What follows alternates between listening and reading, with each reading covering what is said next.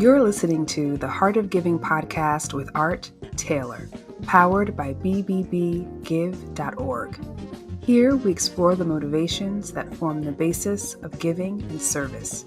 We inspire generosity and celebrate the transformative effects that giving and service have on the human spirit and on community. The conversations featured on the podcast also uncover giving strategies that educate and provide tools to help listeners make impactful gifts of both their time and money. We hope you enjoy this episode. Welcome to the Heart of Giving podcast, powered by bbbgive.org. Give.org is the nation's standards-based charity evaluator. It's also your one-stop source for information on giving and reports on the most asked about charities. I'm Art Taylor. So today, we're gonna talk all things humane. We're gonna talk all things animals, and with me to have a conversation about animals and the humane treatment of them is none other than Kitty Block, who is the CEO of the Humane Society of the United States. Kitty, welcome to the Heart of Giving podcast. Thank you for having me. It's good to be here. Well, Kitty, it's so ironic. I have to always start by your name being Kitty, and we're talking about animals. And I'm sure that when the board was looking for a CEO and they saw your name, that was like a big deal for them. Anybody named Kitty has to be perfect for our organization, right? It was great, destined. This was my calling from an early time. So there you go. Well, wonderful. Well, Kitty, so I know that there's so many things that the Humane Society does that people are probably unaware of. So let's get into your mission a little bit and talk about some of the programs that you're operating today to help people get up to speed on what's really happening at the Humane Society. So our overall mission is to build a more humane world for animals. And so we do that by focusing on today's worst cruelties. So we are involved in rescuing animals in disaster situations and working with their pet owners to get them all to safe places and cruelty cases. But we also work on policy, education, legislation, corporate reform, and that's all directed at preventing tomorrow's suffering. So through that work is really how we are working to build a more humane world for animals. Fantastic. So let's talk about, for instance, some of the work you're doing on the Hill to advocate on behalf of these sentient beings. So we work in every state, pretty much across the country, working state legislation.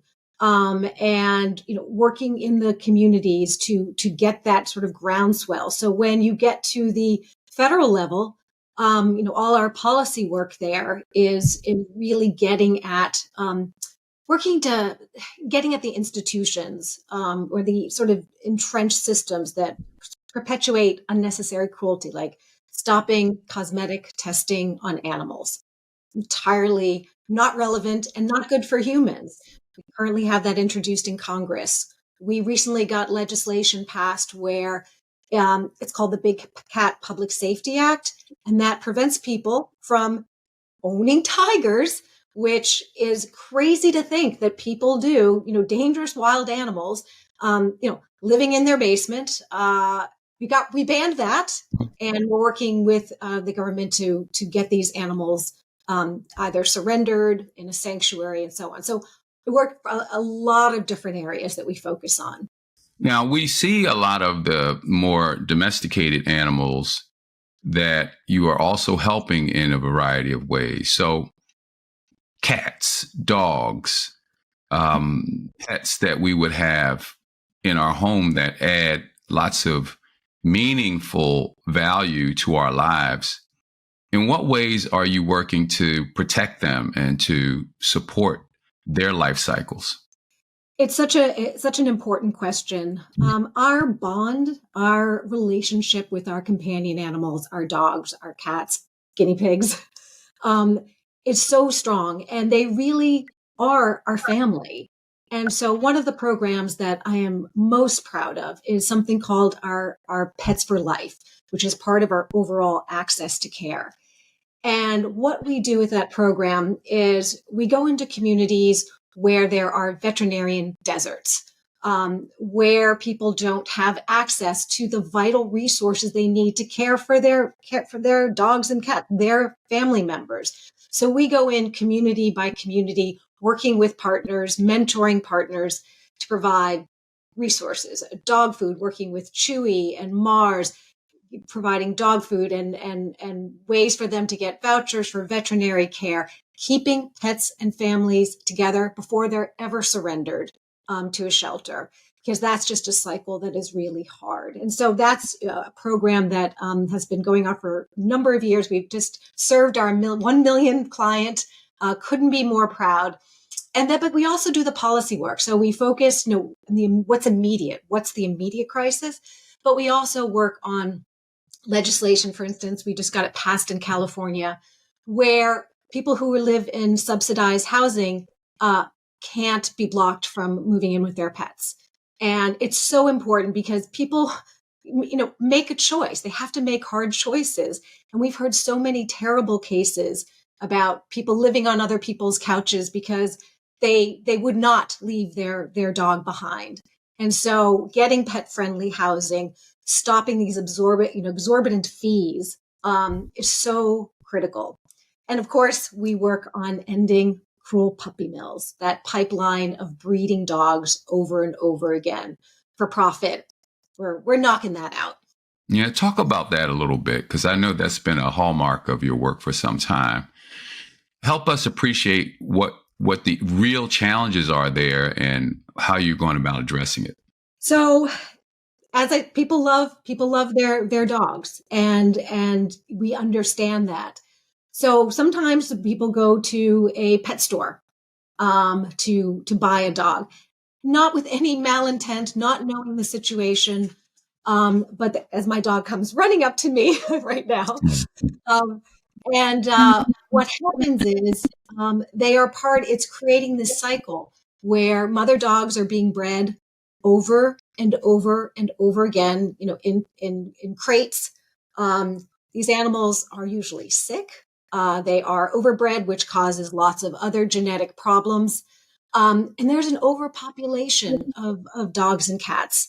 And you can go to your shelters, your rescue groups. There are so many that need homes. So we're working on legislation to prevent pet stores from selling puppies from puppy mills. And so they can work with their local shelter, and a lot of them do. PetSmart, Petco. They have dogs in there sometimes, and cats from shelters that they're working with to try to help adoptions.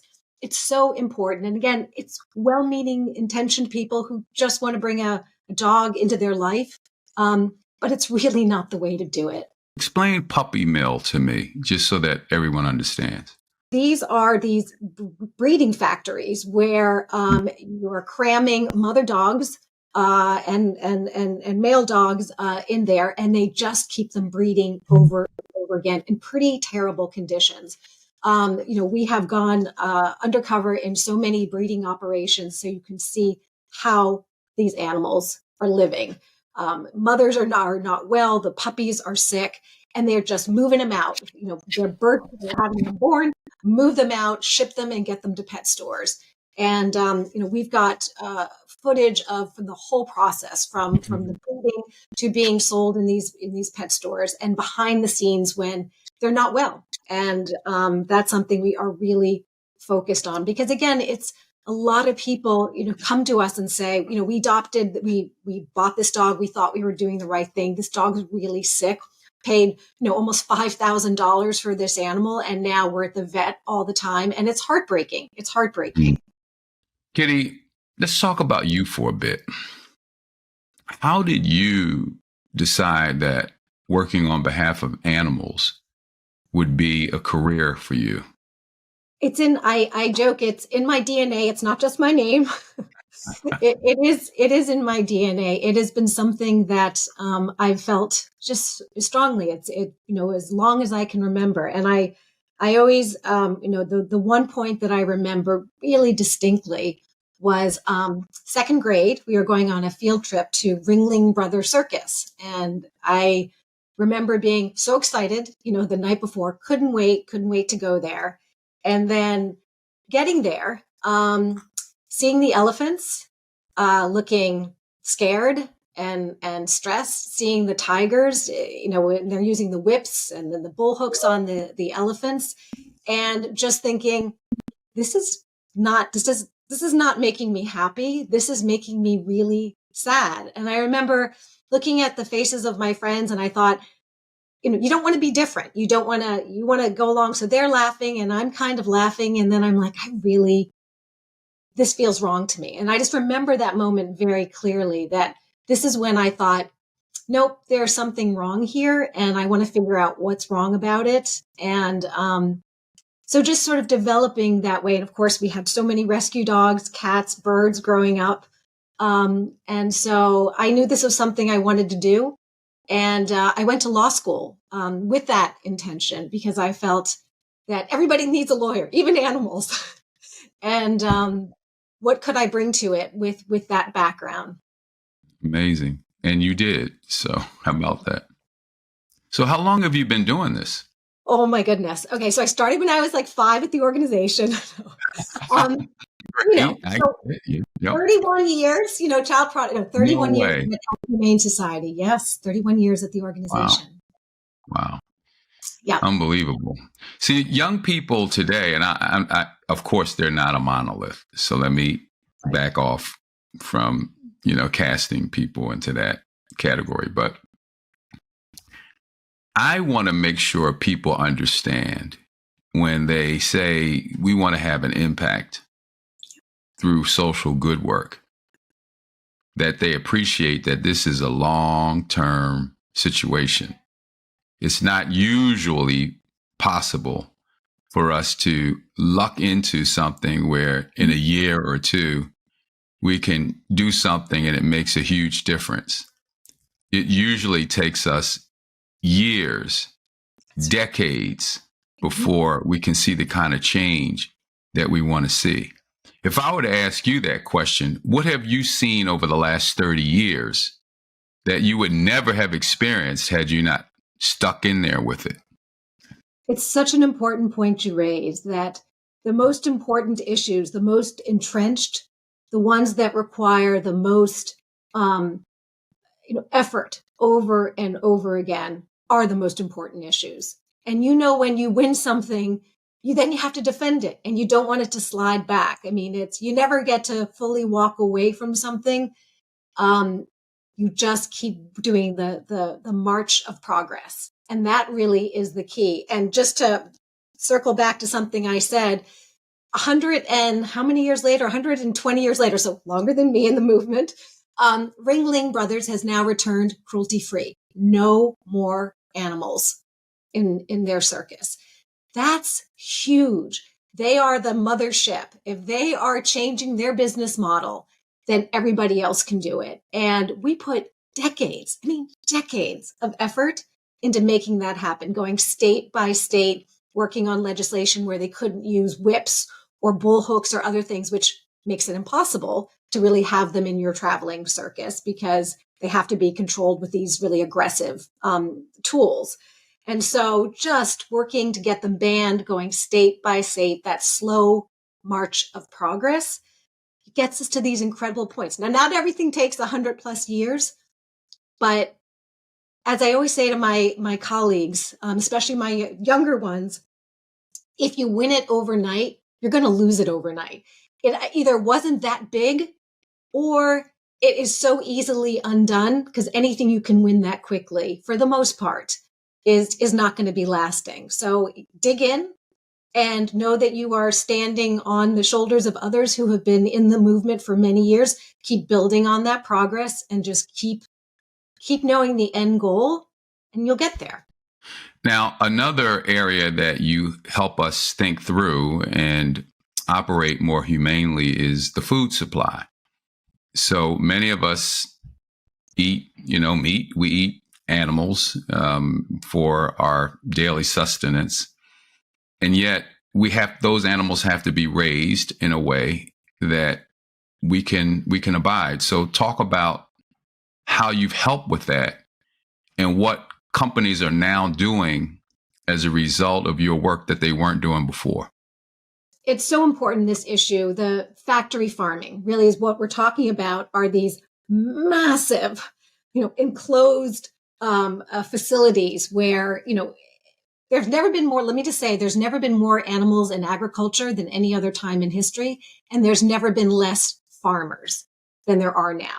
So the old ways of the husbandry and the relationship and the small farms are still some, but for the most part, they're these massive, massive conglomerates, which in addition to animal cruelty, there's human health implications because they do pump these animals with antibiotics because they are so tightly confined and packed together. It's a water issue. It's a climate change issue. All that is produced from these factory farms is one of the one of the top reasons that lead to climate change and greenhouse gases. And so it's a problem. It's a problem that goes beyond animals. And so for our work, for our piece, we are really trying to get a movement away from these factory farms. Animals do not have to be in this extreme confinement. You can also introduce more plant-based options. So we have gone state by state, and we just won in the Supreme Court, Proposition 12, which I will mention, where we're getting these animals out of extreme confinement. It is also a human health issue because when these animals are in these conditions and people consume them, it does have an impact. So we have gone state by state and getting chickens out of these battery cages that are so small they can't even open their wings. Mother pigs out of these crates where they can't even stand up or turn around, basically their entire lives. And a lot of companies recognize that this really is the way to go. And so a lot have joined with us. The egg industry is fully on board. The majority of the eggs now are cage-free. I think the percentage is so high in this country, and we're doing this around the world. Pork industry, it's a little bit slower, though there are companies that are moving in the right direction. And so we'll continue to work with them. But it's an important issue, and it's important to recognize, where your food comes from, and where we can do better as a society. Look for products that are truly humane, cage-free, crate-free products. And, one meal a day or once a week, try plant-based options. It's very good for you. It's very healthy. And it's just, there's a big impact on the earth and our environment. If each of us just said, for instance, one day a week, we're not going to eat any meat, what would that mean for our environment, our society, and for these animals? There mean for the economy as well, but I'm sure the business is concerned about it. It's good all the way around. There are very few causes and I'm not saying all of them, but it's so interesting with animal protection issues. From the moment you wake up, you can make simple choices that have a direct impact on animals. From the moment you wake up, what you put in your mouth, if you're cold outside and you're going to put on a fur coat or not, you can make choices. This does add up. Every meal adds up when you're talking about everybody in the country, the planet, as we work on these issues globally. It has a huge impact. Never underestimate what simple choices that you can make on a daily basis and what that adds up to. And now it's time for our Giving Tips segment with Bennett Weiner, one of the world's most renowned experts on charity accountability and the COO of the BBB Wise Giving Alliance. One of the most asked about questions we get at BBB Wise Giving Alliance is from donors that want to get off charity mailing lists. I'm talking about the written appeals that you may get in the mail asking you for a donation. So how do you reduce the volume if that is an issue for you? First thing I'd say is discard the appeals that you're not interested in. That's the easiest thing to do. They don't expect a donation from everyone. But if you want to get off a specific charity's mailing list, the best thing to do is to write them directly, include a copy of the mailing label, the return card, so they'll know exactly how to get your name off their mailing list. Another thing you can do is you can register with Direct Marketing Association's Mail Preference Service at dmachoice.org. By signing up with that, you'll be able to get your name off some mailing lists that are out there, reduce the volume. So there are some things you can do. Just be patient because sometimes it takes a little while for that mail reduction to go down after you take these steps. But if you do those things, it certainly should help the volume of mail that you get from charities. Kitty, I know that your work is fraught with challenge.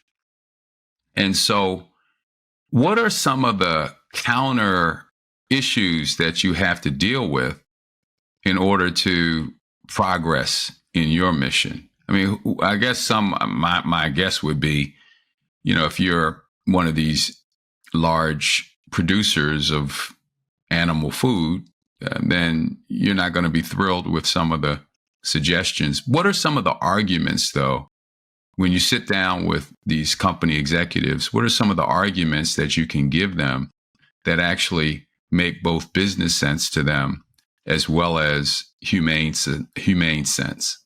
It's so important that we do make that business case, because I'd love to say that everyone makes choices because it's the right thing to do, but we know there's an economy.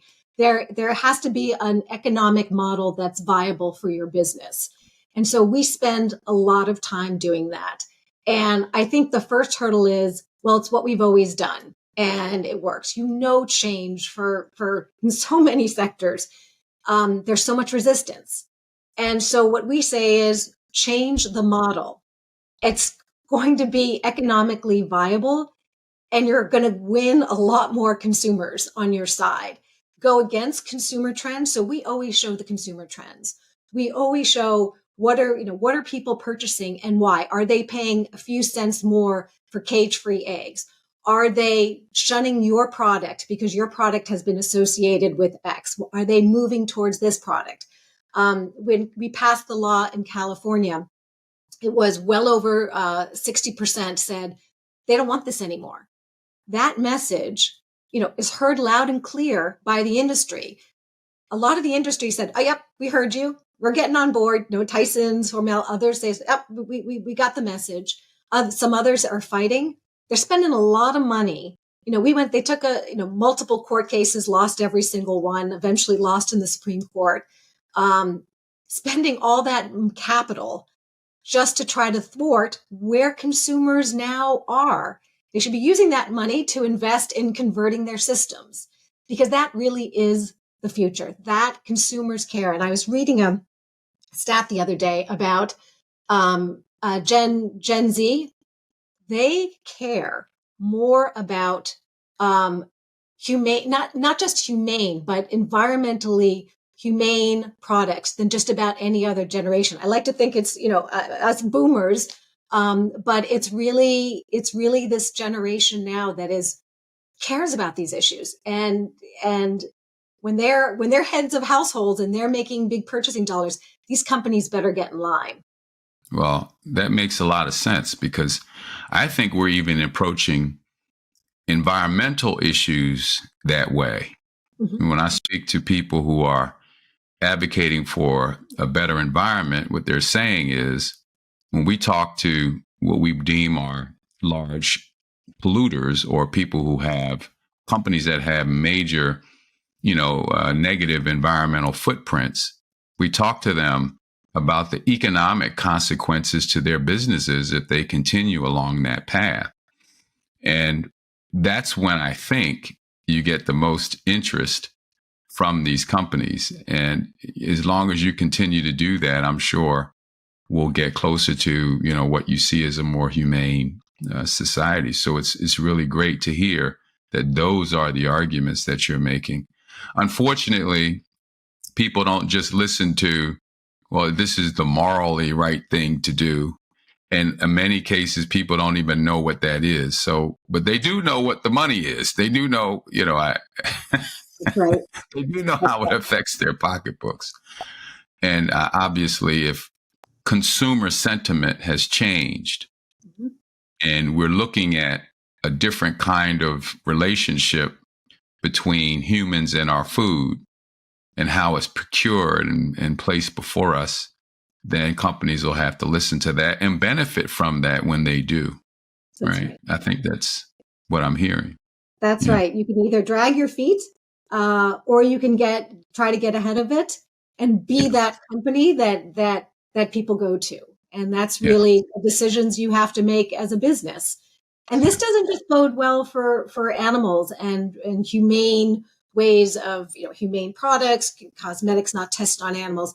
I think this really shows an exciting time for younger folks who really care about a lot of issues. They're really thoughtful about it, and they're voting earlier. So, when they turn 18, they're voting.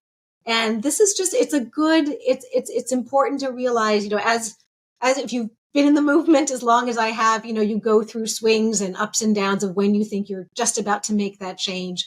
But what's always exciting is when you have another generation coming in, and this matters to them. That's Yeah. everything.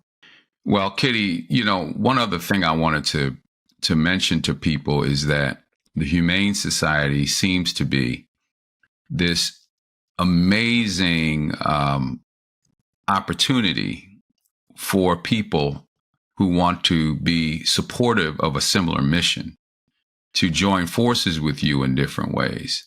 How can people connect and get involved and support what you're doing? We need you. We need you if you're an action taker, a supporter, a volunteer. It takes all of us to make that difference, to have that impact. And all that is needed is just a desire to help and protect animals and a willingness to engage. So we welcome you.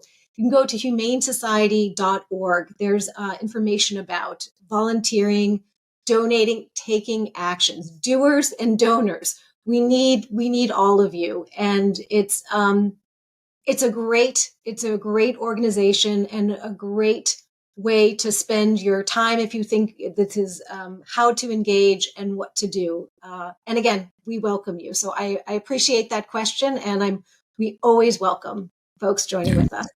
So your organization and you personally probably too, but don't let me speak for you.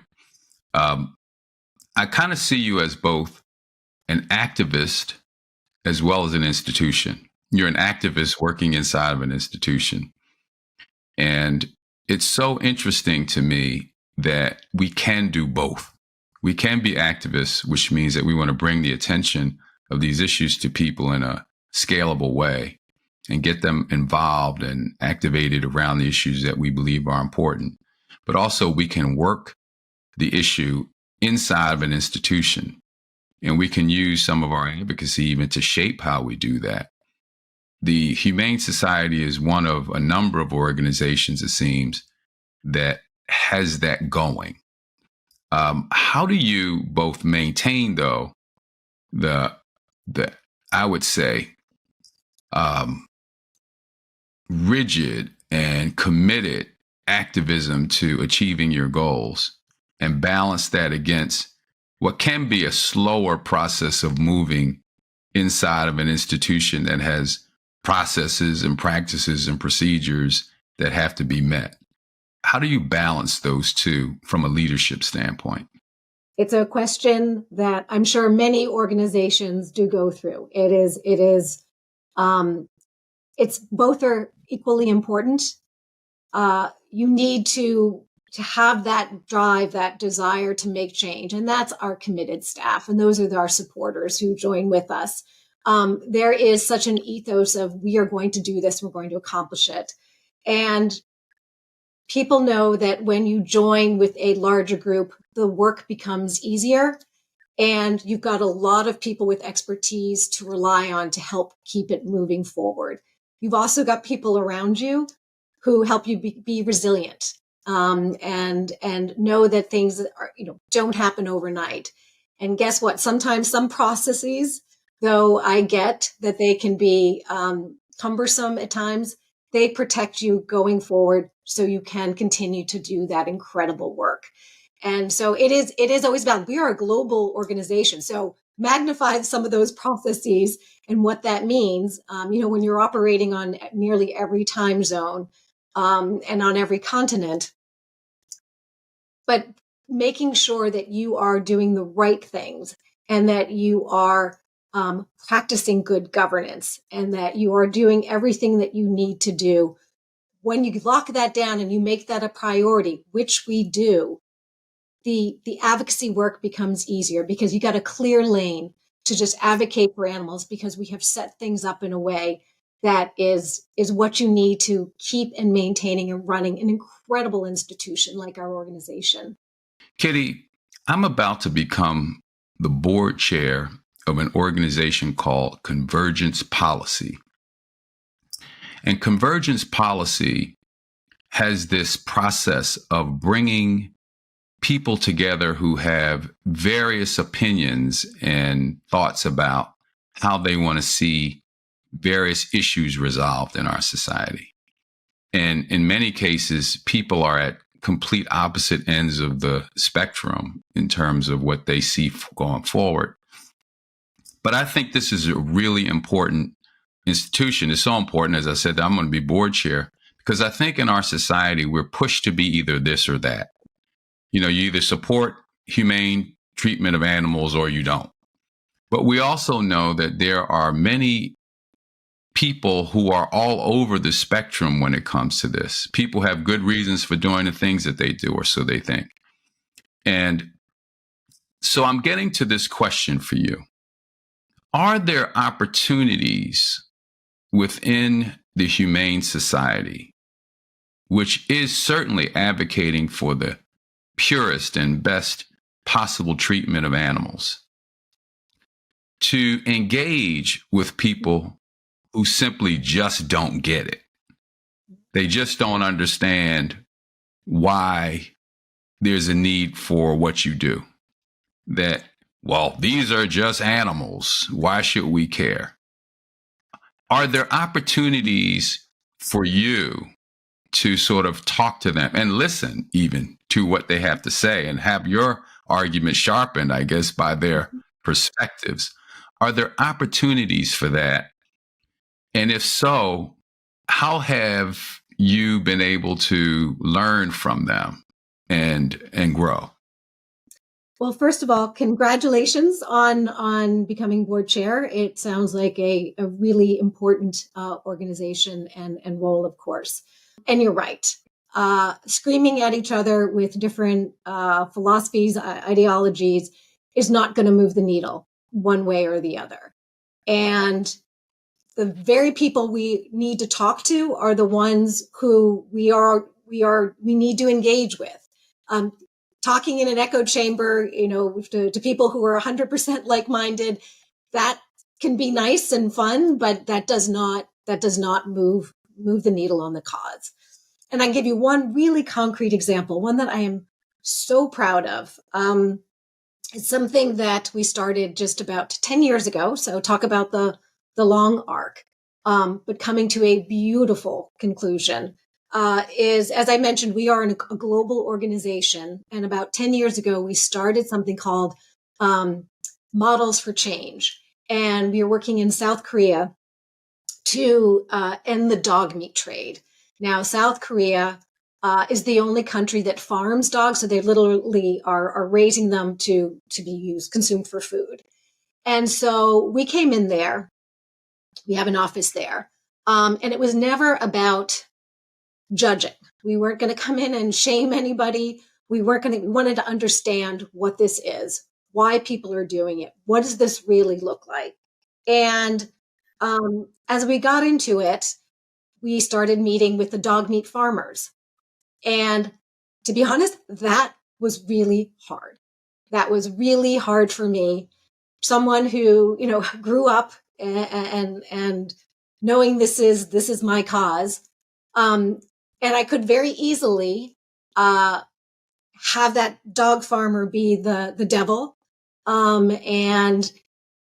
I was like, we're not going to make change unless we work with the dog meat farmers. We can do all the polling we want. We can do all the other things that we want, but we have got to work with them and understand why.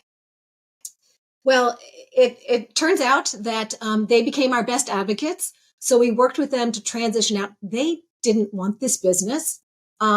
It's not something their children want. It's handed down usually. And the children were mortified. It's the last thing they wanted to go into. Farmers didn't really see a way out. So we worked with about 18 different farmers, dog meat farmers, to close their farms and to transition into crop growing, water irrigation, other systems, other forms that are humane. It was a win-win. And then we started working with them to become our advocates with the government and saying, look, this can be done. We don't need to keep this business propped up. Again, show the data. South Koreans were moving away from consuming dog meat. It wasn't something that they wanted to do. It's kind of like whale meat in Japan. It was an older generation, and the younger generations just didn't want this anymore. So we worked with the dog meat farmers. Many became very, very close, and again, advocates working with us. And the government announced about 3 weeks ago, after 10 years, that they are going to work to phase out and down dog meat farming, the industry in South Korea, in 3 years. And they're setting up a system where the dog meat farmers will be compensated along the lines of what we did. So they're, adopting this model for change. Because again, people have to live. They didn't do this because they were bad or had no feeling.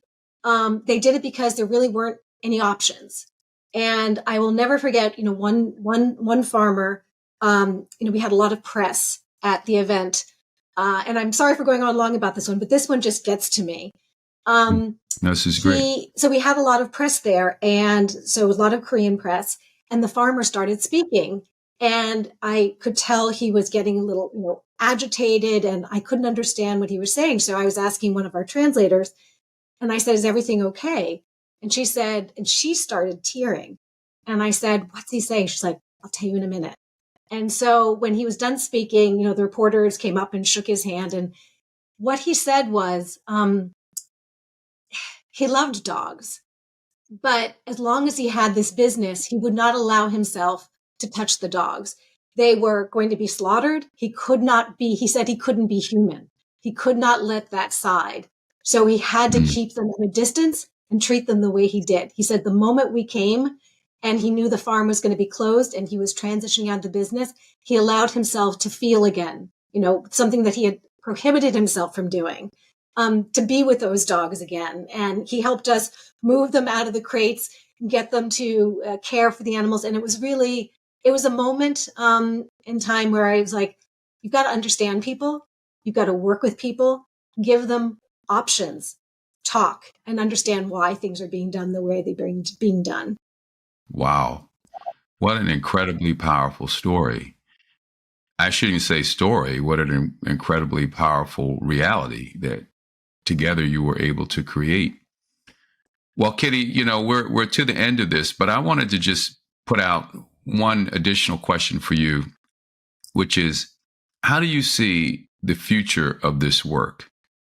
And what kind of shifts are you perceiving in the environment now that would make us more humane and more favorable toward animals?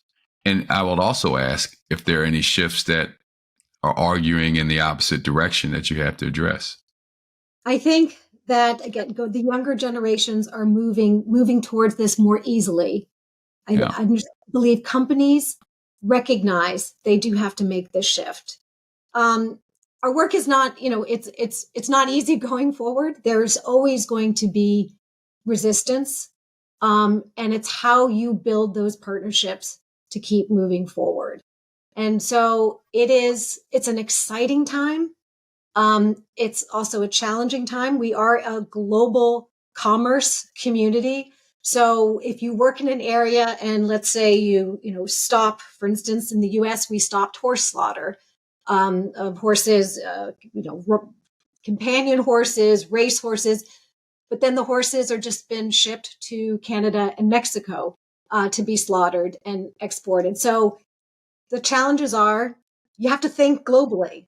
Like, how do you not just shift problems? How do you really make sure that you are doing the work in all the places you need to be, which makes things hard? But the great news is that we are building partnerships and capacity around the world. It takes all of us and everywhere to really think about how do you make this change and make it lasting and make it economically viable so it stays and you can bring along industry and others, because that's really what's going to lock that change in for good. And of course, people want to do the right thing. Majority of people you talk to overwhelmingly say, of course, I don't want to be cruel to animals. Of course I would, but. And so just understand what those buts are and how you can keep moving forward. So, Kitty, how are you inspired? I mean, this isn't easy work. As you mentioned, you do have, lots of counters to your advocacy that you have to deal with. And sometimes I'm sure that can be very challenging and very emotionally draining. But you have to stay nonetheless positive. You have to stay inspired. What is it that you do in your life that keeps you positive and excited and as easy as it can be to be negative about things and where we are, you still have to be able to overcome that. So what do you turn to? What is it that our listeners should maybe also think about doing when they have these moments? There are hard times. There are moments where you do cry. You just think, my goodness, I've spent so much time on something to be knocked down. And so what you think about is, okay, so what does that mean? I rely on the people around me. I rely on our incredible staff who are in this for the long haul, who want to make that difference. And I think about, okay, sometimes, this was so hard, but what would I be doing otherwise? I would just be looking at it from the outside and saying, oh, it's terrible. It's terrible. That to me is harder when you don't engage on any level. So if you're engaging and you don't get what you need now, that to me is not as hard as if I'm looking on the outside and I'm lamenting it, but I'm not able to affect any change. And so take the long view. And you also have to celebrate when you do have victories. And I say this, and I know my own staff don't do this enough. And if you're all listening to this when we do it, please celebrate. These moments are important. Congratulate each other. Take a moment. Take a bow. Yep, you've got to go back and probably defend it starting on Monday. But take in that moment. It's good to do that. It's important to do that. Well, you've been listening to Kitty Block, who is the CEO of the Humane Society of the United States. And as you can tell, you'll not find a more passionate individual in our sector working to achieve a mission. Kitty, I just want to thank you for joining the Heart of Giving podcast today. Thank you so much for having me. Thank you. Well, for anyone listening for the first time, please know that this is a weekly show. And each week we come out with a new episode that we hope you'll subscribe to the show by going to any podcast platform, or you can go to YouTube as well.